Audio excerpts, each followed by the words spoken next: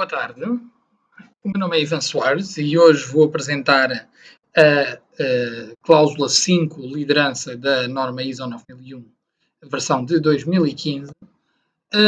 O que eu tenho a dizer sobre a liderança e olhando tal como na cláusula anterior, cláusula a cláusula, começando aqui por desmistificar um pouco esta ideia de que liderança vem de líder e que líder é diferente de patrão. Esta ideia que hoje corre na internet, não, na norma da qualidade, não vamos abordar este tema, porque quem vive o mundo empresarial, quem faz parte do mundo empresarial, sabe que o líder e o patrão não são duas pessoas diferentes. A mesma pessoa tem de conseguir desempenhar situações em que é o patrão e tem de dar uma ordem e essa ordem tem de ser cumprida, mas essa mesma pessoa que é o patrão também deve ser o líder e saber levar os seus trabalhadores consigo e acompanhar os seus trabalhadores enquanto eles crescem e potenciar-lhes essa capacidade de crescimento. Então, fica obviamente a dica para quem está à frente de uma empresa, vocês têm de conseguir fazer quase o papel de progenitores, não é? Nós, com os nossos filhos, o que fazemos é, nós, por vezes, temos de ser pais deles e não amigos deles, e outras vezes temos de ser amigos deles e não pais deles. E, digamos que quando conseguimos juntar estas duas coisas, quando conseguimos utilizar em cada situação uma distinção clara destas duas personalidades, conseguimos ser melhores pessoas e melhores seres humanos em geral. Aqui, a liderança na norma não faz esta ideia de que o líder é o patrão, é não sei o quê, e vamos analisar isso já à frente. Olhando aqui ao 5.1, nomeadamente à 5.1.1 generalidades, temos que a gestão de topo deve demonstrar liderança e compromisso em relação ao sistema de gestão da qualidade. Começamos logo por aqui. Porquê? Porque a gestão de topo aqui quer dizer o quê? E eu fui à norma ISO 9000 novamente e vou sempre acompanhar com a ISO 9000 para termos isto em conta, que a gestão de topo é a pessoa, o grupo de pessoas que dirige e controla a organização ao mais alto nível. O que é que acontece? Muitas vezes nós temos a ideia que a gestão de topo é o nosso patrão, que é quem paga os ordenados. Mas nem sempre isso acontece. Existem empresas que são, digamos, geridas por administradores, por gerentes que não são o patrão, não são sócios. Ou seja, a gestão de topo é a pessoa que acaba por dar a cara pela organização no que toca à sua gestão, no que toca ao seu poder de decisão. E temos aqui a nota 1, que diz que a gestão de topo tem o poder de delegar autoridade e de fornecer recursos no seio da organização, ou seja, temos de tomar atenção, por vezes existem gestores nas empresas que, apesar de parecerem o patrão, não são o patrão. Porquê? Porque quem tem, ou melhor, apesar de parecerem o gestor de topo, não são o gestor de topo. Porque, apesar de eles terem o poder sobre muita coisa, não têm o poder de fornecer recursos no seio da organização. O que é que isto significa? Se nós precisarmos ter uma contratação a meio do ano, ou 2, ou 3, ou 20, essa pessoa tem que ter esse poder, não pode esperar que lhe deem esse poder, não pode esperar que lhe deem essa autoridade. Se precisarmos fazer um pagamento a fornecedores, essa pessoa tem que ter a autoridade de proceder ao pagamento a fornecedores ou de dar autorização para pagamento a fornecedores. E quem pode dar este exemplo dá mais exemplos, como, por exemplo, essa pessoa tem que ter a autoridade de avançar ou parar uma produção. Não pode ser só mais um colega da equipa. Ou seja, a gestão de topo tem de ser a pessoa que tem autoridade.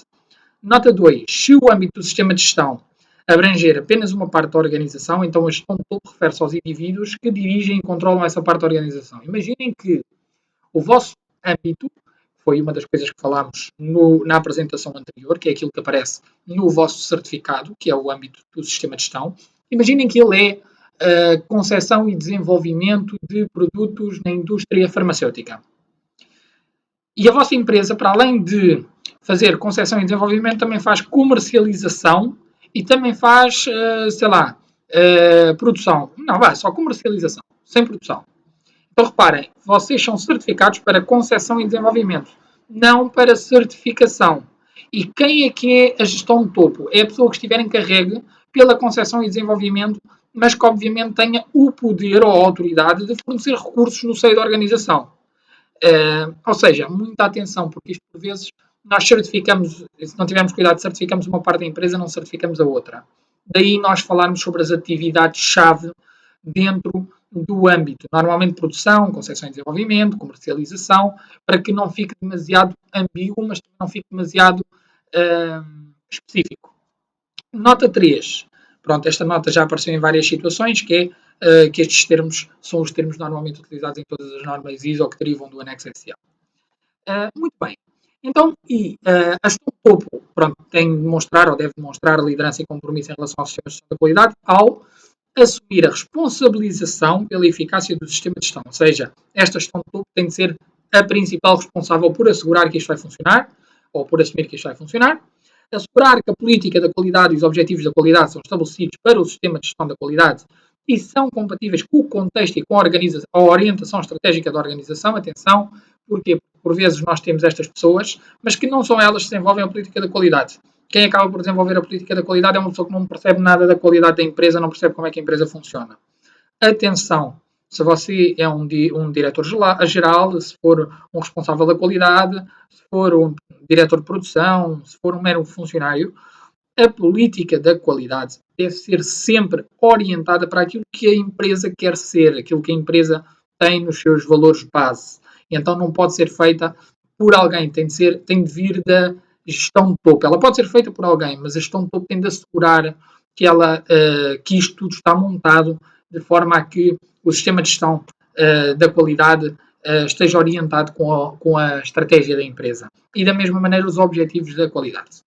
A gestão de topo tem ainda de assegurar a integração dos requisitos do sistema de gestão da qualidade nos processos de negócio da organização, ou seja, a gestão de topo assume essa responsabilidade também, que isto está tudo a ser cumprido, ou seja, podem ter um responsável da qualidade, mas esse responsável da qualidade pode não ser a gestão de topo, pode fazer parte da gestão de topo, mas pode até nem ser a gestão de topo ou não fazer parte da gestão de topo.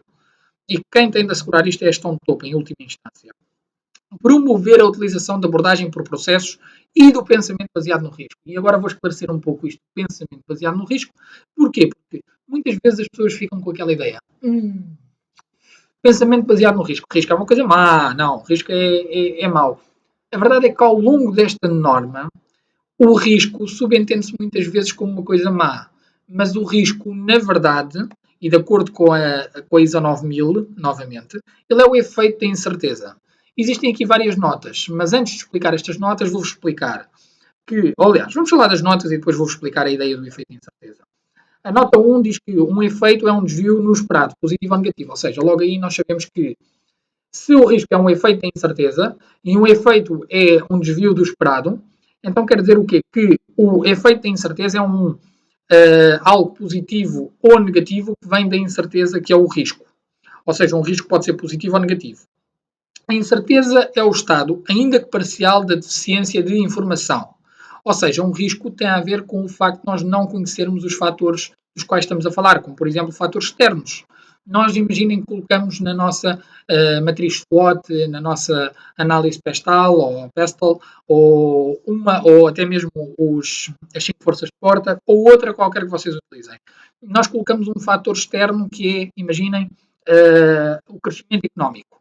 Mas a verdade é que isto pode ser uma oportunidade, isto pode ser uma oportunidade ou uma ameaça, depende, mas a ideia é o crescimento económico, ele vem de um risco, que é qual? É o risco de nós não sabermos para onde é que a nossa economia vai avançar. Então o que é que acontece? Nós temos uma incerteza em relação a isto, face à deficiência de informação. E assim que nós temos noção, com base em factos, de que o risco é positivo ou negativo, neste caso o crescimento económico positivo, o decréscimo económico negativo, então aí nós vamos dizer que o risco ou é uma oportunidade ou é uma ameaça. Então fazemos uma transformação, por assim dizer, do risco. Não é uma transformação, mas já completamos o risco com factos, tipicamente.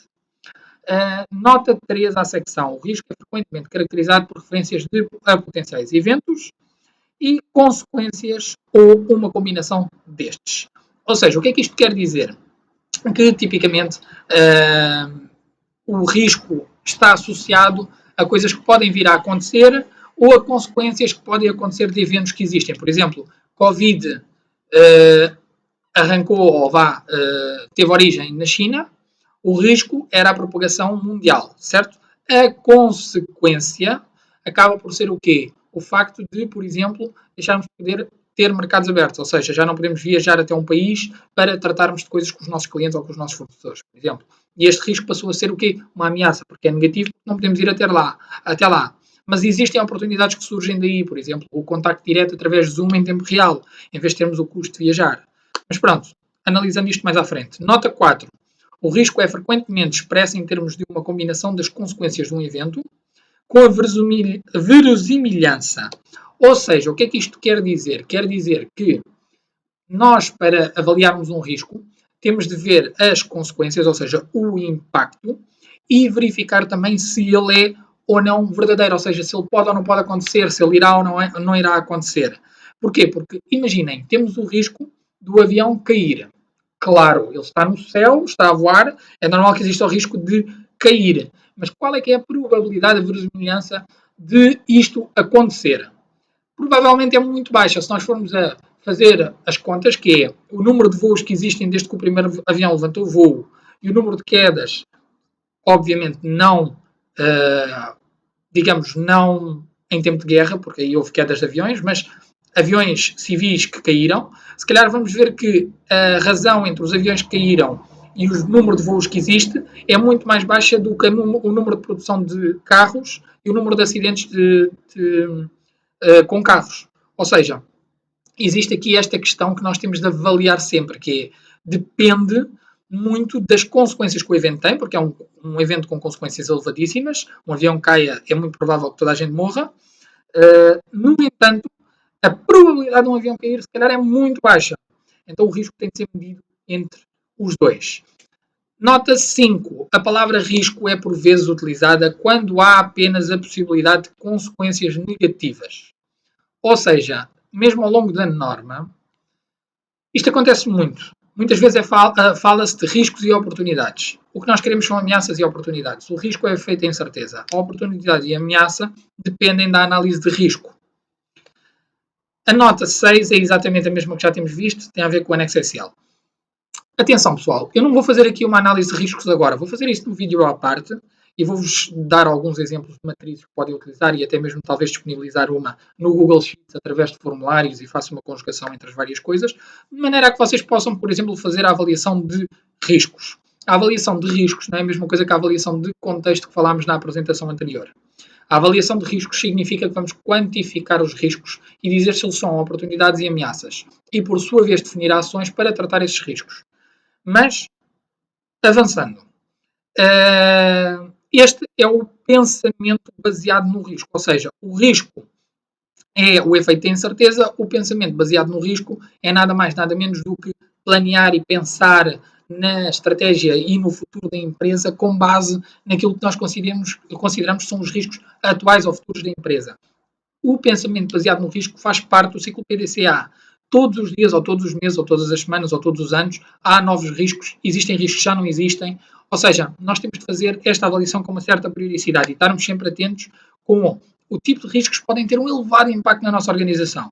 Imaginem, em dezembro de 2019 não havia risco nenhum para as viagens internacionais. Em março de 2020 descobrimos que havia um grande risco que se transformou numa ameaça.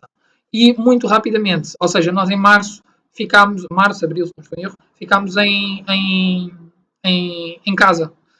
E isso fez com que, por exemplo, muitas empresas não conseguissem, digamos, preparar-se sequer, porque demoraram muito tempo a avaliar o risco. E mesmo as que avaliaram com tempo suficiente também não conseguiram, mas há que dar tempo para avaliar estas coisas. É assegurar a disponibilização de recursos necessários para o sistema de gestão da qualidade. Lá está. Aqui é que eu digo, a gestão de topo tem de ter esta capacidade, tem de ter a capacidade de assegurar a disponibilização de recursos.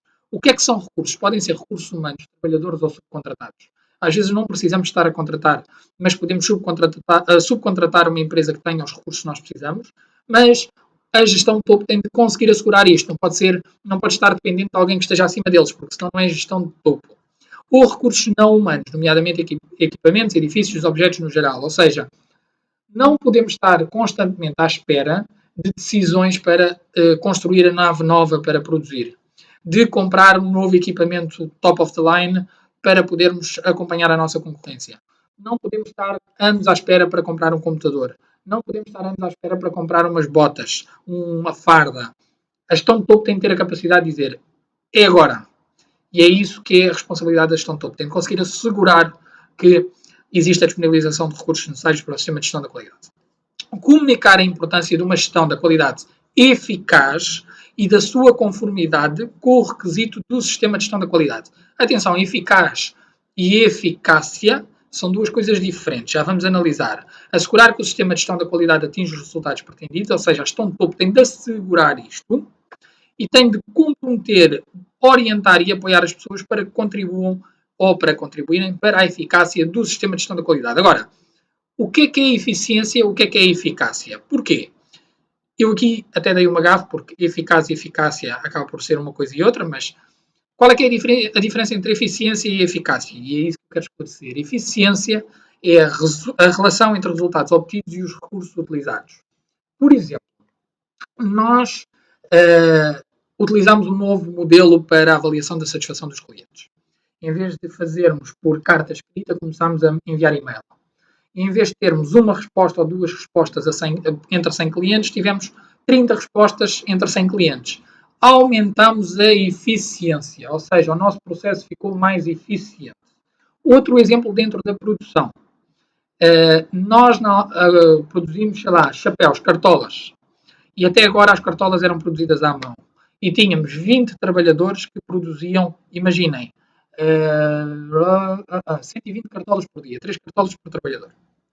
E introduzimos uma máquina nova que nos permite que cada trabalhador consiga produzir, imaginem, 1200 cartolas por dia.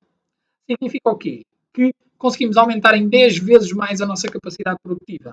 Então conseguimos ser mais eficientes com os recursos que temos, recursos humanos. Mas não podemos esquecer que passamos a ter um equipamento que tem de ser amortizado. Então, esse equipamento afeta a eficiência. Mas no que toca a contas, contabilidade e indicadores, temos de ter em conta o custo com este equipamento. Qual é que foi o custo para o aumento de eficiência e verificar se esse aumento de eficiência compensa no que toca a funil de vendas, se compensa a aquisição do novo equipamento ao aumento de eficiência. Atenção, isto deve ser feito a priori e a posteriori, antes e depois, comparar aquilo que nós tínhamos ideia que é verdade com aquilo que efetivamente aconteceu. Da mesma maneira temos a eficácia, que é a medida em que as atividades planeadas são realizadas e atingidos os objetivos planeados. Por exemplo, nós quando definimos objetivos para o sistema, nós só sabemos se os objetivos têm ou não eficácia, são eficazes, se no fim do ano nós conseguirmos atingir. Ou seja, ele pode ou pode não ser eficaz, dependendo se foi ou não realizado ou atingido o resultado planeado. Se não foi, não é eficaz. Ponto. Não vamos andar aqui, não conseguimos medir a eficácia porque não atingimos o objetivo. Não. Podemos dizer que ele não foi eficiente. Porquê? Porque não o atingimos. Que ele não foi eficaz porque não o atingimos. Mas podemos dizer que ainda não conseguimos medir a eficiência porque ele ainda não foi atingido e só depois de ser atingido é que podemos medir a eficiência versus o estado a priori do trabalho, ou neste caso a implementação. E promover a melhoria, obviamente gestão de topo tem de ser o pilar da promoção da melhoria do ciclo PDCA e, por fim, J, apoiar outras funções de gestão relevantes e demonstrar a sua liderança na medida do aplicável às respectivas áreas de responsabilidade. Ou seja, a gestão de topo assegura todo o trabalho que é feito. E aqui voltamos atrás, voltamos ao líder e ao patrão. Há muito essa ideia de que o patrão não é a pessoa que não faz, apenas hoje em dia cultiva-se muito essa ideia de que o patrão é aquele que fica na sideline à espera que o sucesso apareça para depois assumir que foi ele que fez tudo e ele é que é a cara de toda a empresa. Não, senhora. As empresas que eu conheço, existe líder e existe patrão e isso tudo encaixa dentro da palavra de liderança, em que quando é preciso fazer alguma coisa, seja líder, seja patrão, está lá para ajudar. Quando um trabalhador falha, a gestão de topo, se for preciso, é a primeira a aparecer, é a primeira a assumir responsabilidades. Se isso não acontece na vossa empresa, talvez seja pertinente, se vocês forem a entidade patronal, considerarem se a gestão de topo é a melhor a que vocês designaram. Se vocês são trabalhadores, eu não vos posso dizer assim, aconselho-vos a fazerem uma revolução, nada disso. Não aconselho ninguém a fazer uma revolução, mas se calhar a terem uma conversa importante com a vossa gestão de topo, porque a vossa gestão de topo pode não ter noção que está a fazer isto, ou porventura, se não estiverem satisfeitos, obviamente, saírem da organização. Deixo ao vosso critério, não vos vou dizer que têm de fazer isto, têm de fazer aquilo, é algo que cada um tem de tomar decisões. Mas a gestão de topo deve fazer isto, deve demonstrar a capacidade de liderança que é isto que se procura hoje em dia nas empresas. Melhoria contínua. E falando um pouco aqui da melhoria contínua, porquê? Porque aqui atrás fala-se muito de promover a melhoria contínua. Eu já falei muito na melhoria contínua e no ciclo PDCA. O ciclo PDCA é nada mais, nada menos do que o ciclo de planear, executar, verificar, atuar. Planear, plan, executar, do, verificar, verify, check, e atuar, act, PDCA. E o que é que acontece? Isto acaba por ser um esquema muito semelhante àquele que vimos na apresentação passada em relação ao ciclo, ou neste caso ao mapa de processos. Porquê? Porque as entradas acabam por ser o quê? A organização e o seu contexto, os requisitos do cliente, como eu falei, muito importante estar aqui colocado, e as necessidades e expectativas das partes interessadas relevantes. Apesar dos clientes serem partes interessadas relevantes na norma da qualidade, isto é um must, deve estar independente. E ele entra para o nosso sistema de gestão da qualidade, e o nosso sistema de gestão da qualidade, no seu centro, tem a liderança, que dá suporte a todos os departamentos, e teremos sempre o suporte operacionalização, 7 e 8, que trata de executar. Teremos sempre, vamos começar pelo planear. Temos o planeamento. O que é o planeamento? É tudo o que a gestão estratégica faz. O que é que nós vamos fazer este ano? Qual é o nosso volume de vendas? Quais são os nossos indicadores? Quais são os nossos objetivos? Essas coisas todas. Que depois, em conjunto com cada um dos departamentos, define quais são os KPIs que vamos analisar ao longo do ano. Planear. Depois temos o suporte e a operacionalização, ou seja, temos a parte produtiva e a parte de comercialização que fazem a atividade-chave, ou a concepção e desenvolvimento, depende. E temos o suporte que acaba por ajudar a operacionalização. Suporte subentende-se recursos humanos, infraestruturas, equipamentos, logística, seja o que for, mas que tratam também da parte de executar. Temos a avaliação do desempenho, que é feita depois da execução e acaba por ser o quê exatamente? Auditorias internas, check-ups, planos de verificação, verificações finais ao produto, seja o que for. E, por sua vez, isto consta em verificar, e depois temos o atuar, que é a melhoria, que, em consequência da avaliação do desempenho, nós definimos ações para implementar. E essas ações depois são implementadas e é isso que consta em atuar, e é isso que chamamos a melhoria. Mais à frente, nos outros requisitos da norma, e reparem, nós neste momento estamos no requisito 5, partimos para o 6, que será o próximo, o planeamento, falaremos dele em detalhe, e depois teremos o 7 e o 8, a operacionalização, trata-se de executar, a avaliação do desempenho, que é o 9, que trata-se de verificar, e a melhoria, por fim, que é o 10, que é atuar. E é aqui que iremos terminar, ou seja, vocês por aqui podem ter uma ideia de como é que funciona as cláusulas da norma, estão com base no ciclo PDCA. Obviamente que o sistema de gestão da qualidade aqui aparece com o 4, se bem que o sistema de gestão da qualidade está dentro do 4, não é o 4, porque a organização e o seu contexto também estão no 4, e por sua vez as necessidades e expectativas das partes interessadas também estão no 4. O que é que resulta daqui e também alimenta aqui? A satisfação do cliente, os resultados do sistema de gestão da qualidade e os produtos e serviços. Os resultados do sistema de gestão da qualidade voltam a ser entradas para a liderança, para que a liderança possa avançar com o planeamento e todos os anos isto seja um ciclo. Isto não para, é a roda da qualidade, está sempre a subir o monte. A satisfação do cliente, obviamente, importantíssimo, e cumprimento de requisitos de produtos e serviços. Isto é nada mais, nada menos do que a melhoria contínua. Agora, o 5.1.2, da liderança e o compromisso. Reparem, o 5.1 divide-se em dois. 5.1.1 que nós já vimos, que é tudo o que a gestão de topo acaba por ter de assegurar. Agora, ou melhor, são as generalidades. Agora, o que é que a gestão de topo tem de demonstrar é a liderança e compromisso, no que se refere ao foco no cliente e assegurar que tanto os requisitos do cliente como as exigências estatutárias e regulamentares aplicáveis são determinados, compreendidos e satisfeitos de forma consistente. Vamos entrar nisto em pormenor, porque eu considero que isto é importante e gosto de deixar os meus clientes sempre com a realidade da coisa, ou seja, que eles entendam mesmo o que é que eu quero dizer com isto. E muitas vezes isto até não é feito e acho que é importante bater neste pormenor. Então, Falando mais em detalhe neste pormenor, assegurar que requisitos do cliente são determinados, compreendidos e satisfeitos. Como é que nós podemos assegurar isto e cumprir com este requisito da norma? Resumidamente, fichas de clientes, onde nós temos, por exemplo, os produtos que os clientes compram, as especificações desses produtos, cor, tamanho, dimensões, etc., o tipo de embalamento que o cliente quer, seja o que for.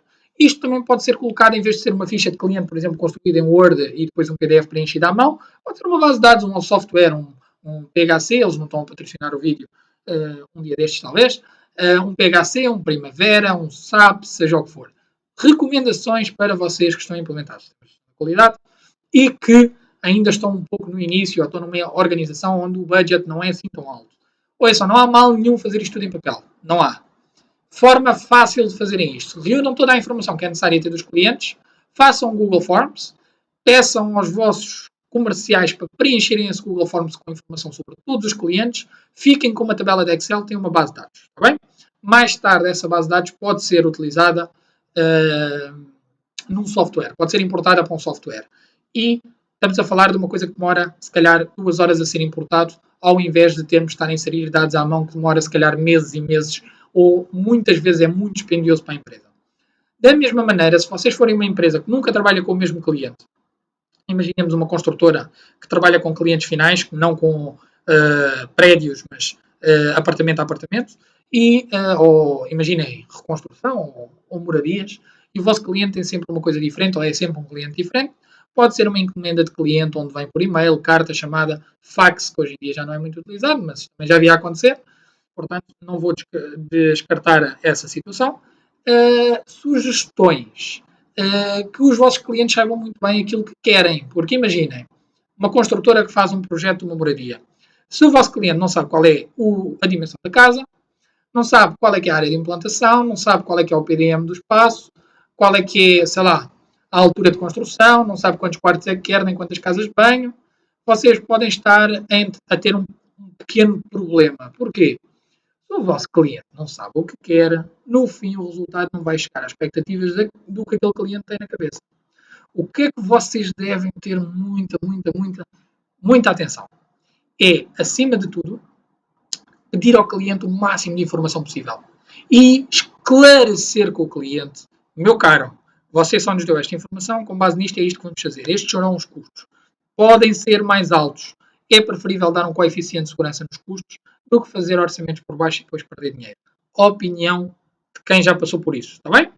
É preferível dar o custo por cima do que estar a fazer um orçamento por baixo e estar a concorrer por preço e depois termos de estar a dizer ao cliente, houve uma derrapagem.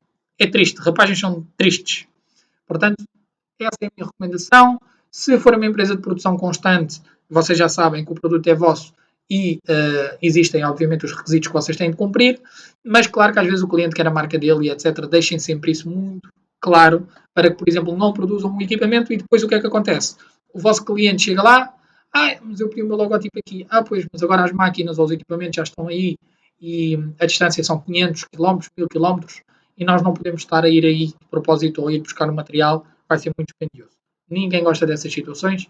Para mim, seria um motivo suficiente para trocar de fornecedor. Sou muito sincero em relação a isso.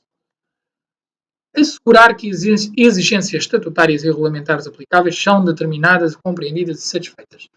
Este é um ponto que eu acho que é muito delicado de tratar. Porquê? Vamos analisar o que é que são as exigências estatutárias, regulamentares e regulamentares aplicáveis.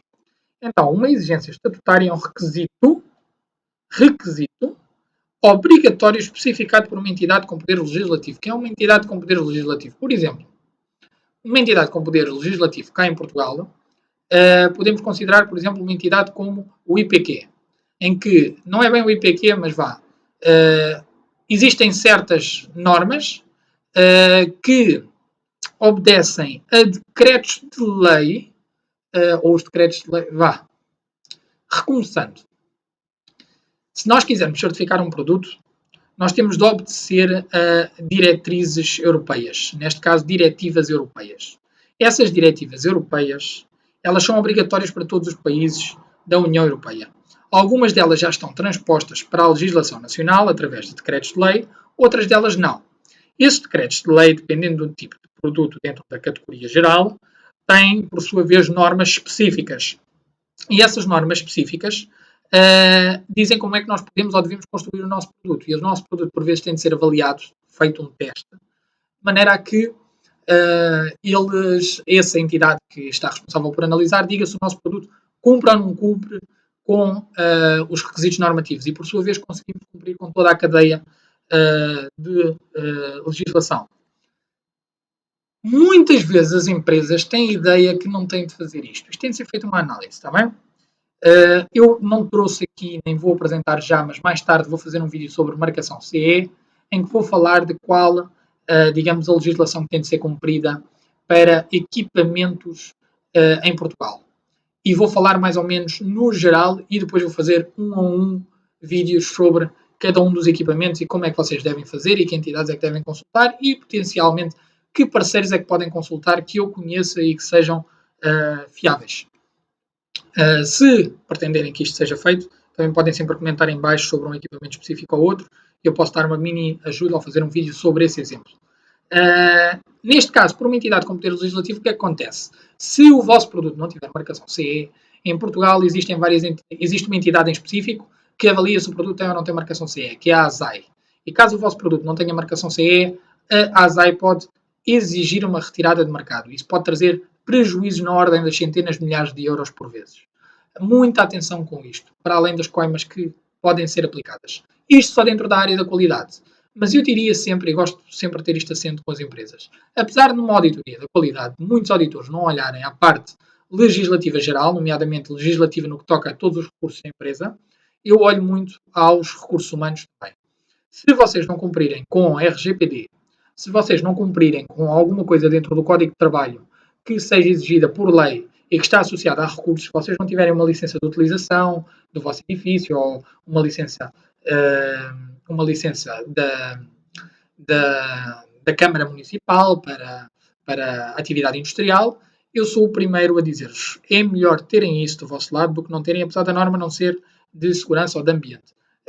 Eu sou adepto de que mais vale cumprir com os requisitos estatutários gerais do que andarmos aqui a tentar contornar a coisa só porque é a norma da qualidade. Em minha opinião, não são obrigados, ou melhor, aqui diz obrigatório, mas eu sei que há auditores que não o fazem. Eu sou um auditor que olha a isso e pede sempre isso, caso seja aplicável, está bem? Caso não seja aplicável, peço sempre que me expliquem porquê. Agora, exigências regulamentares são requisitos obrigatórios especificados por uma autoridade mandata por uma entidade com poder legislativo. Lá está. Qual é que é a entidade com poder legislativo, neste caso? São, por exemplo, neste caso a Assembleia da República que transpõe para decreto-lei. Qual é que é a entidade mandata? Neste caso, é a entidade que acaba por ter, ou por, neste caso, libertar a norma em português. Porquê? Em Portugal a norma tem de estar em português, no momento em que é uma norma portuguesa, nós então aí não há muita volta a dar, mas esta entidade pode ter alguns requisitos obrigatórios que obviamente não vêm na legislação, mas ela é uma autoridade mandata, é uma autoridade que tem essa responsabilidade de dar indicações. Não é entidade com poder legislativo, não são eles que fazem a legislação, mas estão em ordem de quem faz legislação e têm todo o poder para colocar requisitos. Então, nós temos de cumprir com isso tudo. Se vocês produzem equipamentos, muita atenção à marcação CE. Se produzem equipamentos para os Estados Unidos, muita atenção à marcação UL, US. Se é para o Canadá, CUL. Se é para o Brasil, INMETRO. E quem diz essas diz muitas outras, China, CCC, UL, AU, Austrália, entre outras. Por exemplo, existe requisitos estatutários, exigências estatutárias e regulamentares, por exemplo, em países dos Emirados Árabes Unidos, por exemplo, onde o teor de chumbo tem de ser abaixo de X partículas por milhão, e isso é uma exigência obrigatória. O produto não pode lá entrar se não for com essa exigência cumprida, e até pode levar coimas, inclusive. Por isso, muita atenção ao vosso país de destino. Tem de ter a ver com o país de destino. Espero, então, ter esclarecido com isto o que é que devem assegurar quando falamos disto. Nomeadamente, para assegurarem isto, por vezes podem-se fazer a subscrição a serviços de análise de legislação aplicável. Uma elaboração de lista com a legislação aplicável acho que é mais do que pertinente fazer em qualquer empresa. A análise do cumprimento da legislação e validação com a evidência vem da base de elaboração da lista com legislação aplicável ou da subscrição de serviços, porque por vezes subscrevemos aos serviços e elaboramos a lista, mas não vamos fazer uma análise. Se não conseguimos fazer essa análise, sugestão, subcontratação de assessoria legal, contratem um advogado. O advogado é vosso amigo, principalmente quando é contratado por vocês, para que consigam cumprir com todos os requisitos legais. Quem diz isto diz, há advogados focados, por exemplo, em RGPD, há advogados focados em direito laboral, há advogados focados em legislação aplicável a produtos, há muito tipo de legislação e há muito tipo de advogados com focos diferentes. E vocês devem sempre procurar a especialidade que vos pode ser útil ou então encontrar o serviço que vos pode ser útil. Ainda dentro da liderança e compromisso do foco do cliente, foco no cliente, a gestão de topo também deve assegurar que os riscos e as oportunidades que devem afetar a conformidade ou que podem afetar a conformidade de produtos e serviços e a aptidão para aumentar a satisfação do cliente são determinados e tratados. E o que é que nós queremos dizer com isto? Ou seja, nós temos de assegurar que os riscos e oportunidades que podem afetar a conformidade de produtos e serviços e a aptidão para aumentar a satisfação dos clientes são determinados e tratados. Temos de fazer uma análise de riscos. Como eu disse, hoje não vou pôr aqui uma análise de riscos. Atenção que risco é diferente de ameaça. Nós temos de analisar os riscos, determinar se são ameaças e oportunidades. Como eu vos disse, a norma diz-nos assegurar que os riscos e as oportunidades, mas é mais assegurar que as ameaças e as oportunidades que podem afetar a conformidade de produtos e serviços e a aptidão para aumentar a satisfação de clientes são determinados e tratados. Nós vamos fazer a análise de risco. A análise de risco acaba por derivar em ameaças e oportunidades. E essas ameaças e oportunidades têm de contemplar o quê? Ou melhor, a gestão toda tem de garantir que elas não vão afetar a conformidade de produtos e serviços e a aptidão para aumentar a satisfação de clientes. E vocês podem me dizer, por exemplo, que ameaças são essas? Por exemplo, a nossa matéria-prima, o preço aumentou muito, risco transforma-se em ameaça, a ameaça é tratada como vamos trocar de fornecedor, o fornecedor trocamos, depois vem o material vem, não vem com certificado. Não vem com certificado, afeta a conformidade do nosso produto, não podemos enviar o produto para o nosso cliente. Problemas. Ok? É aqui que está o problema. E é isto que nós temos de perceber, que é, se vamos trocar de fornecedor, por exemplo, esse troca é um risco, esse risco pode ser uma oportunidade ou uma ameaça, dependendo da maneira como analisamos. Se ele cumprir com toda a legislação e for um preço melhor, é uma oportunidade. Se ele não cumprir com toda a legislação, apesar do preço ser melhor, é uma ameaça. E vocês provavelmente vão ter de exigir que ele certifique, se ele não certificar, uma ameaça ainda maior. Identificar ameaças e oportunidades, ou seja, com base na análise de riscos, e desenvolver ações para reduzir riscos e potenciar oportunidades. No outro vídeo à parte eu vou fazer dedicado a avaliação de riscos, neste caso, definir oportunidades, definir ameaças e, por sua vez, ações para tratá-los e quantificar o nível de risco, o nível de ameaça ou o nível de oportunidade, neste caso, quando digo o nível de risco. Porque, por exemplo, existe um nível de ameaça que pode ser quanto mais alto, piora, ou pode haver um nível de oportunidade, quanto mais alto, melhora a oportunidade. E quanto mais alta a oportunidade, mais nós devemos potenciar essa oportunidade e definir ações que possam aproveitar a oportunidade. Por fim, a gestão de topo deve ainda assegurar o foco no aumento da satisfação do cliente é mantido. Ou seja, nós constantemente, e nós vamos ver isto mais à frente em outros requisitos da norma, temos de avaliar o nível de satisfação do cliente com base no tipo de atividade da organização, variando a sua periodicidade mediante o período de repetição de negócio. Por exemplo, se o vosso cliente só vos compra uma vez e não vos volta a comprar, é melhor vocês perguntarem agora se ele ficou satisfeito ou daqui a 2 semanas ou daqui a um mês, do que perguntarem no fim do ano, porque no fim do ano o cliente já não vos responde. Ele vai-vos responder quanto mais rápido vocês perguntarem. Mas se é um cliente que todos os anos trabalha convosco, todos os anos faz compras repetidas, se vocês tiverem sempre que o cliente fizer uma encomenda, mandar um e-mail, uma mensagem, o cliente vai se fartar de vos dar opinião e não vos vai dar opinião. Se o cliente estiver insatisfeito a meio do ano, ele faz uma reclamação. Por isso não se preocupem que reclamações chegam sempre. Elogios é que não. E quando nós vamos fazer a análise ao fim do ano da satisfação do cliente, aí sim ele vai dar os seus elogios, se correu tudo bem, se não correu, o que é que não correu. E por fim, garantir que ao longo do sistema de gestão são contempladas políticas com base nesse aspecto. Ou seja, por exemplo, tem um processo comercial, o processo comercial tem sempre ou garante sempre que é avaliada a satisfação do cliente com uma periodicidade específica. Da mesma maneira que um processo de produção é com base nos requisitos do cliente com vista a garantir a satisfação do cliente.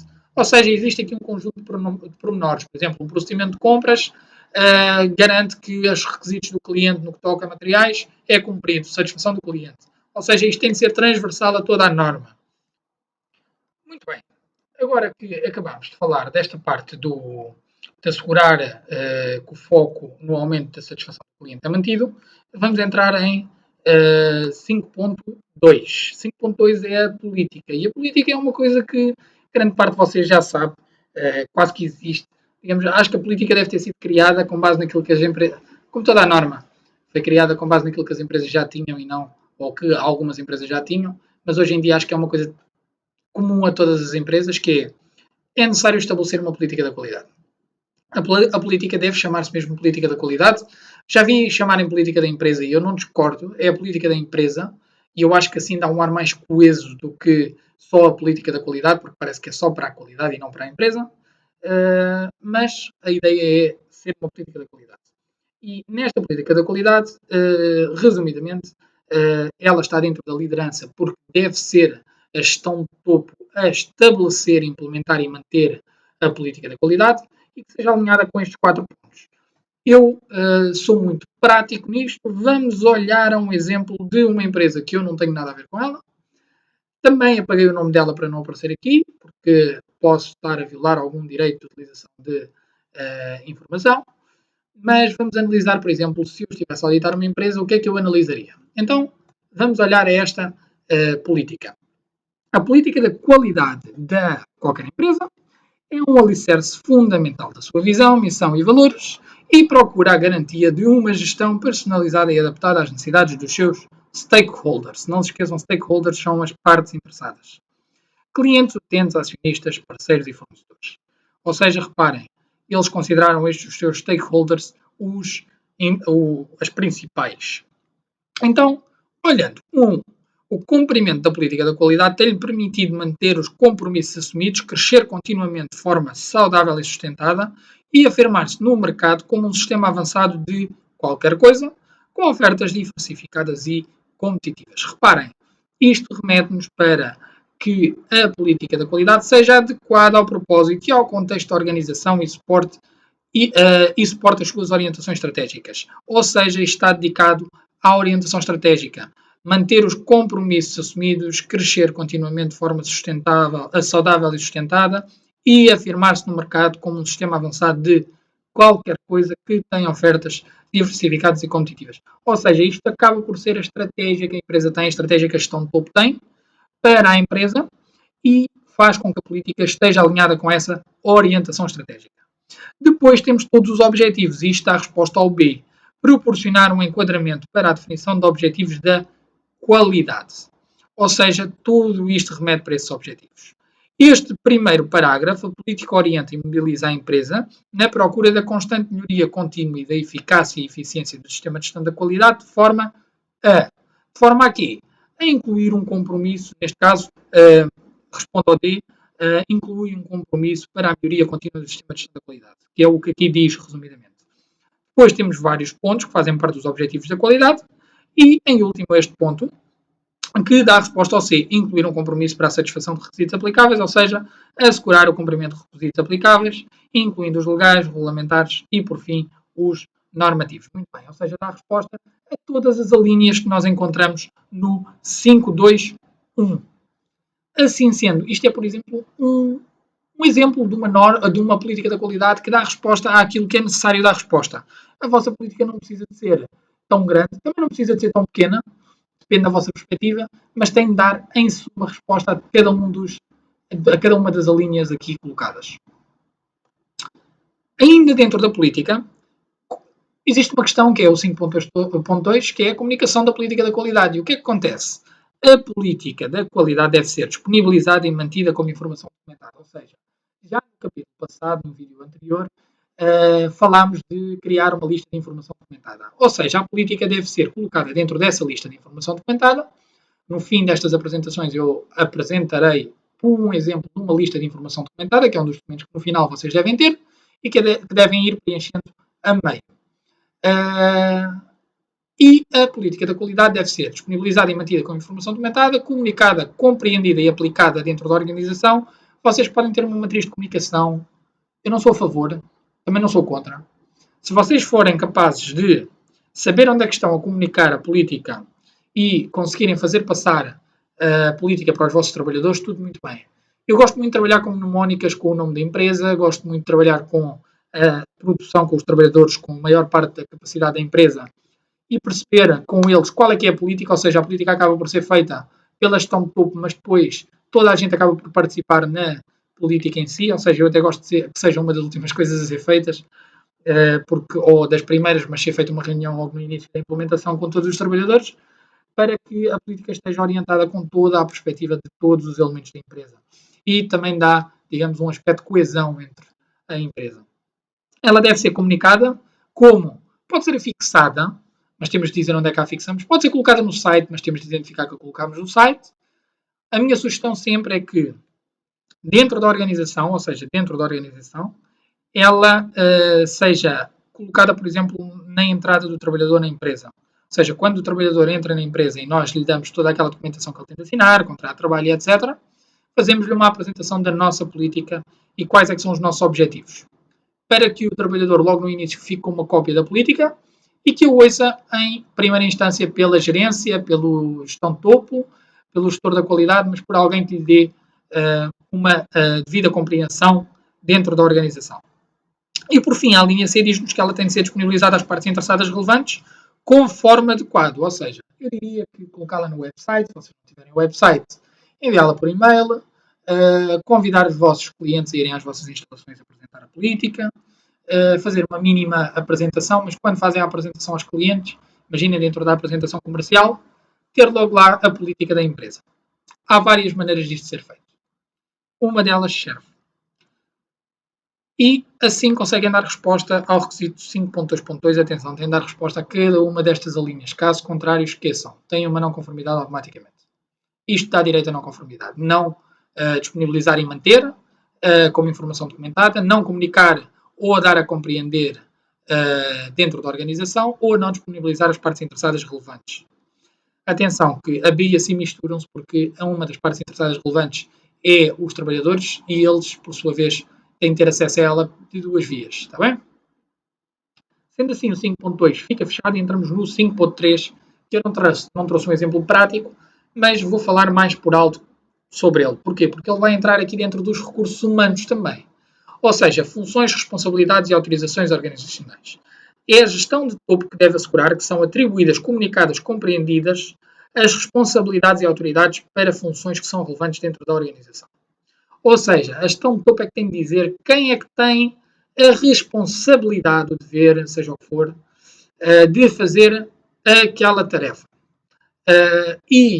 Para tal, ela vai munir-se de algumas ferramentas que serão explicadas mais tarde, mas ainda dentro deste requisito, desta subcláusula, a gestão de topo deve atribuir a responsabilidade e a autoridade para, e estas são as bases, assegurar que o sistema de gestão da qualidade está em conformidade com os requisitos desta norma, ou seja, a gestão de topo normalmente pode nomear ou deve nomear um gestor da qualidade e esse gestor da qualidade acabará por assegurar que o sistema de gestão da qualidade está em conformidade com os requisitos da norma. Ou então contratar um consultor e não ter um gestor da qualidade interno, porque às vezes não é preciso, mas contratar alguém que consiga assegurar isto.